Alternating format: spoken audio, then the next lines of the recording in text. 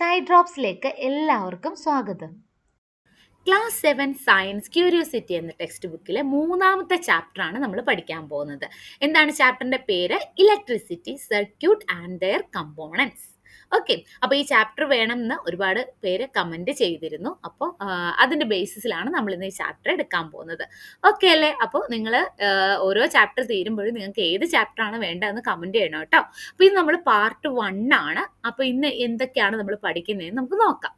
Okay, അപ്പൊ അതിനു മുന്നേ തന്നെ ചാനൽ ഒരുപാട് പേര് സബ്സ്ക്രൈബ് ചെയ്യാതെ കാണുന്നുണ്ട്. നിങ്ങൾക്ക് ഇഷ്ടപ്പെട്ടെങ്കിൽ നിങ്ങൾ സബ്സ്ക്രൈബ് ചെയ്യണം കേട്ടോ. അതാണ് എനിക്ക് വളരെ വലിയൊരു സപ്പോർട്ട് നിങ്ങളുടെ. ഓക്കെ, ഇഷ്ടപ്പെട്ടെങ്കിൽ നിങ്ങൾ ലൈക്കും ചെയ്യാം. ഓക്കെ അല്ലേ? റെഡി? അപ്പൊ നമുക്ക് സ്റ്റാർട്ട് ചെയ്യാം. എന്താണ് ഈ ചാപ്റ്ററിന്റെ ഇൻട്രൊഡക്ഷനിൽ പറയുന്നത്? ഇവിടെ പറയുന്നത് നിഹാലും അവന്റെ ക്ലാസ്മേറ്റ്സും വളരെ എക്സൈറ്റഡ് ആണ് അവരുടെ സ്കൂൾ ട്രിപ്പിന്. അപ്പൊ നമ്മളും വളരെ എക്സൈറ്റഡ് ആയിരിക്കും അല്ലെ സ്കൂൾ ട്രിപ്പ് ഒക്കെ പോകുമ്പോൾ. ഇവരെങ്ങോട്ടാണ് പോയത്? ഭാക്ര നങ്കൽ ഡാമിലേക്കാണ് ഇവര് പോയത്. എന്താണ് ഡാമിൽ നമുക്ക് കാണാനുള്ളത്? Hydro electric power houses. എന്താണ് ഹൈഡ്രോ ഇലക്ട്രിക് പവർ ഹൗസസിൽ നടക്കുന്നത്? ഹൈഡ്രോ എന്ന് പറഞ്ഞാൽ വാട്ടർ ആണ്. വാട്ടറിൽ നിന്ന് ഇലക്ട്രിസിറ്റി ഉണ്ടാക്കുന്നതാണ് ഹൈഡ്രോ ഇലക്ട്രിക് പവർ ഹൗസസുകൾ. ഓക്കെ, അവിടെ എങ്ങനെയാണ് ഇലക്ട്രിസിറ്റി ഉണ്ടാക്കുന്നത് നിങ്ങൾക്ക് അറിയാമോ? നമ്മുടെ ഡാമിലൊക്കെ വെള്ളം ഇങ്ങനെ സ്റ്റോർ ചെയ്ത് വെച്ചിരിക്കുകയാണ് അല്ലെ. അത് ഫോഴ്സിൽ ഇങ്ങനെ താഴോട്ട് വിടും. അത് നമ്മൾ വാട്ടർഫോൾ എന്ന് കണ്ടിട്ടില്ലേ? ആ വാട്ടർഫോളിന്റെ ഫോഴ്സ് എന്ന് പറയുന്നത് വളരെ വലിയ ഫോഴ്സ് ആണ്. ആ ഫോഴ്സ് എന്ത് ചെയ്യും? ടർബൈൻ കറക്കി അവിടുന്ന് ജനറേറ്റർ വഴി എങ്ങനെ ഉണ്ടാകും? ഇലക്ട്രിസിറ്റി ജനറേറ്റ് ചെയ്യും. അങ്ങനെയാണ് ഹൈഡ്രോ ഇലക്ട്രിക് പവർ ഹൗസിലൊക്കെ ഇലക്ട്രിസിറ്റി ഉണ്ടാക്കുന്നത്. നമ്മുടെ ഇടുക്കി ഡാമിലും മുല്ലപ്പെരിയാർ ഡാമിലും ഒക്കെ ഇങ്ങനെയാണ് ഇലക്ട്രിസിറ്റി ജനറേറ്റ് ചെയ്യുന്നത്. മനസ്സിലായില്ലേ? ഇനി എന്തിനൊക്കെയാണ് നമ്മൾ ഇലക്ട്രിസിറ്റി യൂസ് ചെയ്യുന്നത്? നമുക്ക് ഇലക്ട്രിസിറ്റി ഇല്ലാതെ ഒരു ദിവസം ഇരിക്കാൻ പറ്റുമോ നിങ്ങൾക്ക് തോന്നുന്നുണ്ടോ? കറണ്ട് പോകുമ്പോൾ തന്നെ എന്താണ്, നമുക്ക് ആകെ വെപ്രാളമാണ് അല്ലെ. ഫാൻ ഇല്ല, ലൈറ്റ് ഇല്ല അല്ലെ, ചൂടെടുക്കുന്നു, ഒന്നും കാണാൻ പറ്റുന്നില്ല, ഇങ്ങനെയുള്ള പല പല പരാതികളാണ് ഇലക്ട്രിസിറ്റി ഇല്ലെങ്കിൽ അല്ലെ. അപ്പൊ ഇവിടെ നമ്മുടെ നിഹാലിനും ക്ലാസ്മേറ്റ്സിനും അവരുടെ ടീച്ചർ ഒരു അസൈൻമെന്റ് കൊടുത്തിട്ടുണ്ട്. എന്താണ് അസൈൻമെന്റ് എന്ന് വെച്ചാൽ യൂസസ് ഓഫ് ഇലക്ട്രിസിറ്റി. ഇലക്ട്രിസിറ്റി കൊണ്ട് എന്തൊക്കെയാണ് നമ്മുടെ യൂസസ്, ഇലക്ട്രിസിറ്റിയുടെ യൂസസ് ആണ് ചോദിച്ചിരിക്കുന്നത്. ഓക്കെ, അങ്ങനെ അവർ തയ്യാറാക്കിയതാണ് ദാ ഈ കാണുന്ന കോളത്തിൽ കാണുന്നത് കേട്ടോ. നിങ്ങൾക്കും അറിയാം എന്തൊക്കെയാണ് ഇലക്ട്രിസിറ്റിയുടെ യൂസസ് എന്ന്. നമ്മൾ കുക്കിങ്ങിന് യൂസ് ചെയ്യുന്നു. അത് എന്തിനൊക്കെയാണ്? കുക്കിങ്ങിൽ എന്തൊക്കെയാണുള്ളത്? ഇലക്ട്രിക് കെറ്റില്, മിക്സി, അതുപോലെ തന്നെ നമുക്ക് ഫ്രിഡ്ജ്, സാധനങ്ങൾ സൂക്ഷിക്കണമെങ്കിലുള്ള റെഫ്രിജറേറ്റർ, ഇതിനെല്ലാം നമുക്ക് എന്ത് വേണം? ഇലക്ട്രിസിറ്റി വേണം. ഇനി അതുപോലെ തന്നെ ലൈറ്റിംഗ്, ഹോമില്, ഓഫീസില്, സ്ട്രീറ്റില്, മാർക്കറ്റ്സില് എല്ലാം നമുക്ക് ലൈറ്റിംഗ് ഇല്ലാതെ പറ്റില്ല അല്ലെ. അതുപോലെ തന്നെ transportation, train, bus, car, heating and cooling, entertainment, നമ്മുടെ ടെലിവിഷൻ, നമ്മുടെ റേഡിയോ, ഈവൻ നമ്മുടെ ഫോൺ ചാർജ് ചെയ്യണമെങ്കിൽ പോലും നമുക്ക് എന്ത് വേണം? ഇലക്ട്രിസിറ്റി വേണം അല്ലെ. അതുപോലെ തന്നെ മൊബൈൽ ഫോൺ, ഇന്റർനെറ്റ്, ഇതിനെല്ലാം നമുക്ക് എന്താണ് വേണ്ടത്?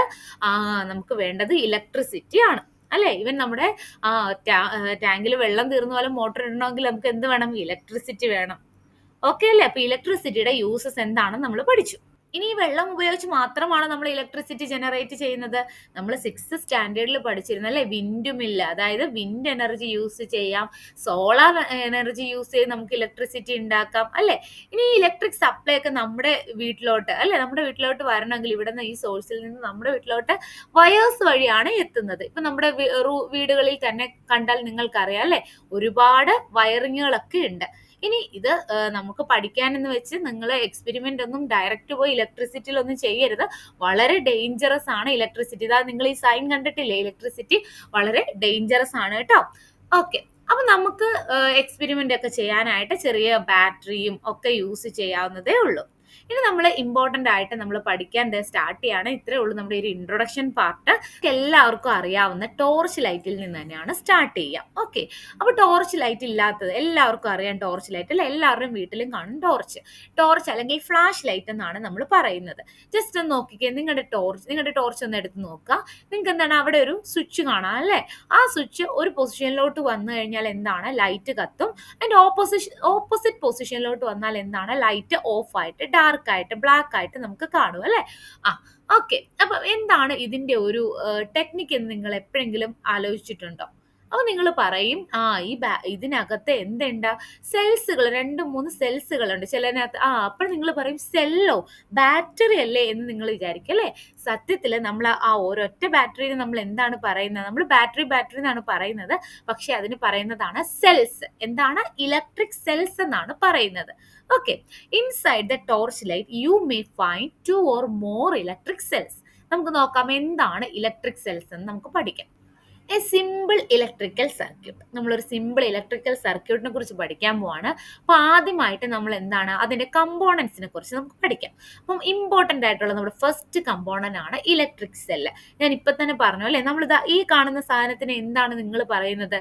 ബാറ്ററി എന്നാണ് പറയുന്നത് അല്ലേ. ഇപ്പോൾ ഒരു കടയിൽ ചെന്ന് നിങ്ങൾ സെല്ല് വേണമെന്നാണോ പറയുന്നത്? അല്ല, ഒരു ബാറ്ററി തരാനാണ് പറയുന്നത്. നമ്മൾ റിമോട്ടിലും നമ്മുടെ ടോയ് കാറിലും നമ്മുടെ ക്ലോക്കിലും എല്ലാം നമ്മൾ ഇടുന്ന സംഭവമാണ് ഇത്. എന്താണിത്? Electric cell. ഇതിന് പറയുന്നതാണ് ഇലക്ട്രിക് സെല്ല്.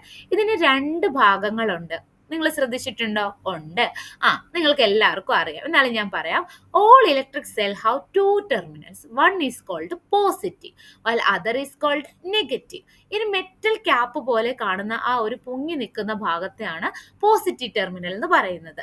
ഓക്കെ, ആ ഒരു ഫ്ലാറ്റ് ആയിട്ടുള്ള ഭാഗം, അതായത് മെറ്റൽ ഡിസ്ക് കാണുന്ന ആ ഭാഗം എന്താണ്? നെഗറ്റീവ് ടെർമിനൽ ആണ്. ഓക്കെ അല്ലേ. അപ്പൊ ദ ഇലക്ട്രിക് സെൽ എന്ന് പറഞ്ഞാൽ എന്താണ്? The electric cell is A portable source of electric energy. Portable എന്ന് പറഞ്ഞാൽ കൊണ്ട് നടക്കാൻ പറ്റുന്നത് അല്ലെ. ഇതിനെ കുത്തിയൊന്നും ഇടണ്ട. നമുക്ക് എന്താണ്, ഈ ഒരു ബാറ്ററി ഉണ്ടെങ്കിൽ നമുക്ക് ഇലക്ട്രിസിറ്റി അതിൽ നിന്ന് കിട്ടും. ക്ലിയർ ആയല്ലോ. അപ്പൊ ഇലക്ട്രിക് സെൽ എന്താണെന്ന് മനസ്സിലായല്ലോ. Electric cell is A portable source of electric energy. ഇതിന് 2 ഭാഗങ്ങളുണ്ട്. ഒന്നൊരു പോസിറ്റീവ് ടെർമിനലും ഒന്നൊരു നെഗറ്റീവ് ടെർമിനലും. അപ്പൊ ഇത്രയും കാര്യം പഠിച്ചിരുന്നാൽ മതി ഇലക്ട്രിക് സെൽ എന്ന് പറഞ്ഞാൽ. ഇനി എന്താണ് ബാറ്ററി എന്ന് പറയുന്നത്? നമ്മൾ എന്നും പറയുന്ന ബാറ്ററി എന്താണ്?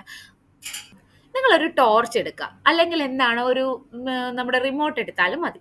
അതിന്റെ സെൽ കമ്പാർട്ട്മെന്റ് ഉണ്ടല്ലോ, നമ്മൾ സെല്ലിടുന്ന ഭാഗം, അതിന്റെ ഒരു ഭാഗത്ത് ഒരു സ്പ്രിങ് പോലെ ഉണ്ട്, മറ്റു ഭാഗത്ത് എന്താണ് ഒരു സ്ട്രെയിറ്റ് പോലെയാണ് ഇരിക്കുന്നത് അല്ലെ. ഇനി നിങ്ങൾ അതിനകത്തുനിന്ന് ആ സെല്ല് ഊരിയിട്ട് നിങ്ങൾ മറ്റൊരു പൊസിഷനിൽ ഇട്ട് നോക്കുക.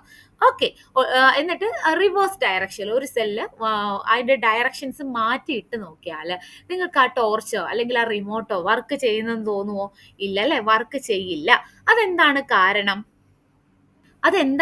എന്നറിയാമോ? ലാമ്പ് ഗ്ലോ ചെയ്യണമെങ്കിലും റിമോട്ട് വർക്ക് ചെയ്യണമെങ്കിലും ആ സെൽസ് എന്ത് ചെയ്യണം? അതിനൊരു പ്രത്യേക ഓർഡർ ഉണ്ട്. ആ ഓർഡറിൽ തന്നെ ഇടണം. ആ ഓർഡറാണ് നിങ്ങളുടെ ഈ ഒരു ടെക്സ്റ്റിൽ കാണിച്ചിരിക്കുന്നത്. നോക്കിക്കേ, പോസിറ്റീവ് ടെർമിനലും നെഗറ്റീവ് ടെർമിനലും അല്ലേ. ഈ ഒരു സെല്ലിന്റെ നെഗറ്റീവ് ടെർമിനൽ ആയിരിക്കണം അടുത്ത സെല്ലിന്റെ പോസിറ്റീവ് ടെർമിനൽ കണക്ട് ചെയ്യാനായിട്ട്. മനസ്സിലായോ?